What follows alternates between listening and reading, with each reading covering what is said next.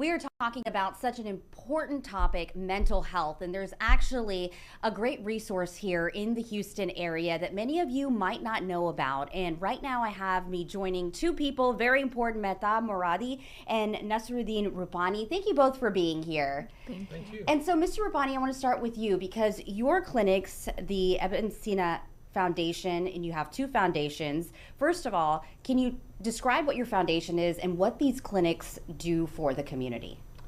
Thank you. First of all, giving us this honor to be here and interviewing us.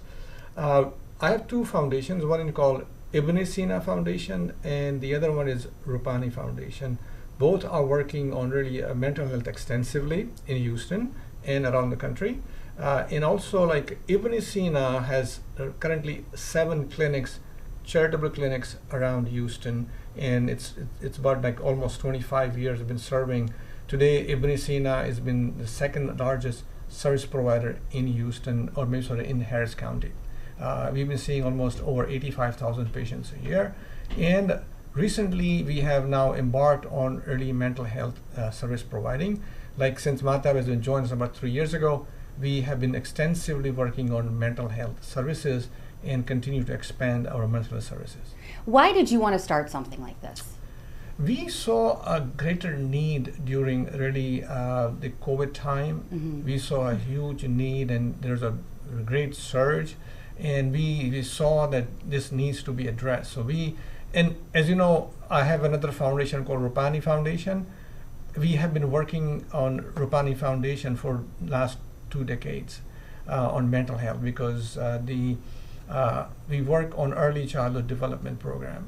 We really start very, very early before even conceiving because we know that the maternal mental health is very, very critical. So those 9 months of mother's womb, the child's foundation is built in mother's womb. The entire brain is developed in mother's womb. So that 9 months are very, very critical. You can make it or break it here. So that's why we in my foundation, Rupani Foundation, has been working on mental health for at least 2 decades on addressing maternal mental health. And as you know, maternal mental health is very, very critical. Our 80% of mothers are now working mothers in US. And they juggle, they struggle, and have anxiety and stress throughout their lifetime. And while they're pregnant, if they are all stressed out and have anxiety, it translates to the child.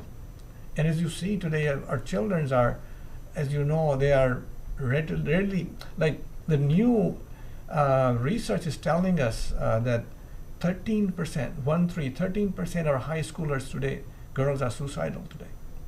And it's just unacceptable. It is unacceptable. Our children are suffering. Our children are going through anxiety, and we need to address it, and we need to provide them. But according to what I am learning and what I'm seeing is that whatever we are doing today, we are only patching. We are just bandaging.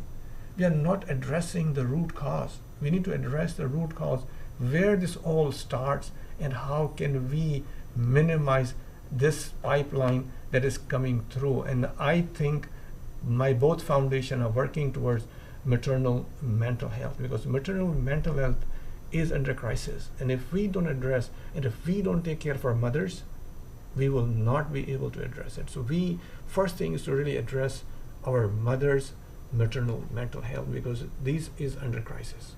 That's very interesting, and I want to bring you in, Mahtab. So you're the Director of Behavioral Health Services at the Foundation, and also you're moderating a very important event and discussion that's happening on Sunday. Talk about that.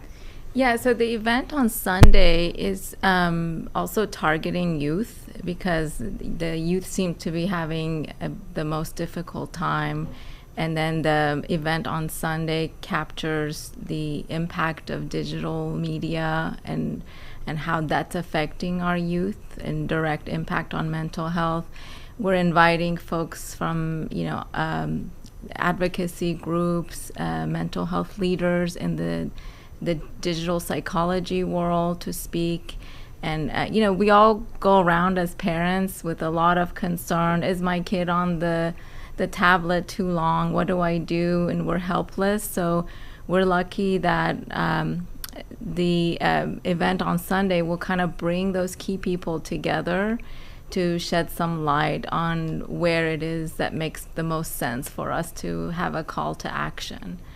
And on my end and the Ibn Sina clinics, thanks to the generosity of Chairman Rupani and some government funding programs that helped us pilot a very successful program that targets prevention. So we are not putting Band-Aid. We're literally catching folks during their family medicine visit, and we're screening everyone who walks through our clinics for anxiety and depression and substance use.